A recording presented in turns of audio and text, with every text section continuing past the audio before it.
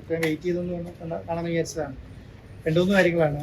ഒന്നാമത്തെ കാര്യം, നമ്മളിന്ന് സ്റ്റേഡിയത്തിൻ്റെ പൂർണ്ണമായിട്ടുള്ള വർക്ക് നമ്മളിന്ന് സ്റ്റാർട്ട് ചെയ്യുകയാണ്. പുതിയതായിട്ട് റീവാമ്പ് ചെയ്യാം എന്നുള്ളതാണ് ഇപ്പോഴത്തെ ഒരു ധാരണ. നമ്മളെ സംബന്ധിച്ചിടത്തോളം നമുക്ക് 30 ദിവസമാണ് സമയം ഉള്ളത്.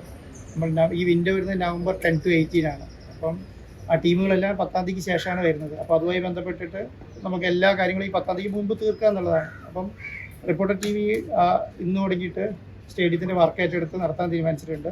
അതിനകത്ത് ഏകദേശം ഒരു 10-70 കോടി രൂപയോളം മുടക്കി ഒരു ഇൻ്റർനാഷണൽ സ്റ്റേഡിയം ലെവലിലേക്ക് നമ്മൾ ഉയർത്തുക എന്നുള്ളതാണ്. ഇനി ഫിഫ റാങ്കിങ്ങിലുള്ള കളികൾ നടക്കാവുന്ന രീതിയിൽ കൈകാര്യം ചെയ്യുക എന്നുള്ളതാണ്. നമുക്കൊരു വേൾഡ് കപ്പ് നടത്തണമെങ്കിൽ വരെ ഈ സ്റ്റേഡിയം നമുക്ക് ഉപയോഗിക്കാൻ പറ്റണം എന്നുള്ളതാണ് നമ്മുടെ ഒരു ധാരണ എന്ന് പറയുന്നത്. അപ്പോൾ ഗവൺമെൻറ്റുമായിട്ടും മുഖ്യമന്ത്രി നേതൃത്വത്തിലുള്ള മീറ്റിങ്ങിലും മിനിസ്റ്ററേയും കളക്ടറും SP എല്ലാവരും കൂടെ കമ്മീഷണർ എല്ലാവരും കൂടെ തീരുമാനത്തിലൊക്കെ അങ്ങനെയാണ് തീരുമാനിച്ചിട്ടുള്ളത്.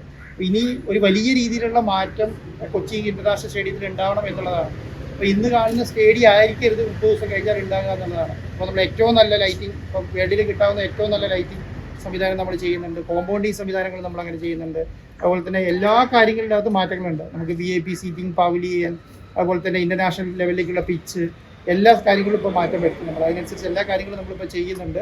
ഇന്ന് തുടങ്ങി അത് നടക്കുക എന്നുള്ളത്. നമ്മൾ ടോട്ടൽ സ്റ്റേഡിയം കോമ്പൗണ്ട് ചെയ്യാം എന്നുള്ളതാണ് ഉദ്ദേശിക്കുന്നത്. കോമ്പൗണ്ട് ചെയ്തെടുക്കുക, അതുപോലെ തന്നെ സെക്യൂരിറ്റി ത്രെട്ട് ഇല്ലാതിരിക്കാൻ വേണ്ടിയിട്ടുള്ള കാര്യങ്ങൾ ചെയ്യുക, അതുപോലെ തന്നെ ടാറിങ്, എൻ്റെയർ ഏരിയ ടാർ ചെയ്യുക, അതുമായി ബന്ധപ്പെട്ട കാര്യങ്ങൾ ചെയ്യുക, എല്ലാ സെക്യൂരിറ്റി മെഷേഴ്സും നോക്കുക എന്നുള്ളതാണ്. എല്ലാ സെക്യൂരിറ്റി, ഇപ്പം സ്ട്രെച്ചർ സെക്യൂരിറ്റി തുടങ്ങിയിട്ട് എല്ലാ കാര്യങ്ങളും, എൻ്റെയർ സീറ്റ്സ് നമ്മൾ ചേഞ്ച് ചെയ്യുന്നുണ്ട്.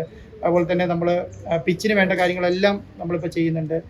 ലൈറ്റിങ്, ഇലക്ട്രിക്കൽ, വയറിങ്, എൻ്റെയർ സാധനം ശരിക്കും ഒരു ടോട്ടൽ സ്റ്റേഡിയം റീവാമ്പ് ചെയ്യുക എന്നുള്ള നിലയിലേക്കാണ്. ഏകദേശം നമ്മളൊരു 2000-ത്തിലധികം ലേബേഴ്സിനെ വെച്ചിട്ട് ചെയ്യാമെന്നാണ് ഉദ്ദേശിക്കുന്നത്. കാരണം നമ്മൾ 30 ദിവസത്തിനുള്ളിൽ ഈ വർക്ക് മുഴുവൻ തീർക്കുക എന്നുള്ള ഉദ്ദേശം.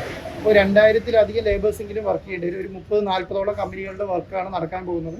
അതുമായി ബന്ധപ്പെട്ട എല്ലാ ഇൻ്റർനാഷണൽ മാച്ച് കമ്പനികളും സ്റ്റേഡിയം ചെയ്ത് എക്സ്പീരിയൻസ് ഉള്ള കമ്പനികളാണ് നമ്മൾ ചെയ്യിക്കാൻ ഉദ്ദേശിക്കുന്നത്. അവരുമായിട്ട് മീറ്റിങ്ങുകളെല്ലാം ഓൾമോസ്റ്റ് കഴിഞ്ഞു. ഏകദേശം ടെൻഡർ വർക്ക് ഓൾമോസ്റ്റ് കഴിഞ്ഞിട്ടുണ്ട്. ഇന്ന് നാളെയായിട്ട് മറ്റന്നാളായിട്ട് സ്റ്റേഡിയം തുടങ്ങും. എൻ്റെ ഒരു സ്റ്റേഡിയം നമ്മുടെ ഭാവനയിൽ ചെയ്ത ഒരു സ്റ്റേഡിയം എങ്ങനെയായിരിക്കും എന്നുള്ളത് നമ്മൾ ഓൾറെഡി ഫൈനലൈസ് ചെയ്തിട്ടുണ്ട്. അതിൻ്റെ ഒരു 3D നമ്മൾ ഇന്ന് പുറത്ത് വിടുന്നുണ്ട്. നമ്മൾ ഇന്ന് അതെല്ലാവർക്കും തരാം. അത് കഴിഞ്ഞിട്ട് പിന്നെ അതുമായി ബന്ധപ്പെട്ട് അതേ റേഞ്ചിലേക്ക് തന്നെ സ്റ്റേഡിയത്തിൽ എത്തിക്കാൻ വേണ്ടിയിട്ടുള്ള ശ്രമമാണ് നടത്തുന്നത്. എന്തായാലും വിജയിക്കും എന്നുള്ളതാണ്. ഗവൺമെൻറ് പൂർണ്ണ സപ്പോർട്ടും സഹകരണം നമ്മൾ പറഞ്ഞിട്ടുണ്ട്. ഗവൺമെൻറ്റിൻ്റെ ഇനിഷ്യേറ്റീവ് എല്ലാം നമ്മൾ പറഞ്ഞിട്ട് എല്ലാ സംവിധാനങ്ങളും നമ്മൾ ഗവൺമെൻറ് പറഞ്ഞു കൊടുക്കുകയും ചെയ്തിട്ടുണ്ട്. അതുമായി ബന്ധപ്പെട്ടുള്ള കാര്യങ്ങളായിട്ട് മുന്നോട്ട് പോകും. Subscribe to One India and never miss an update.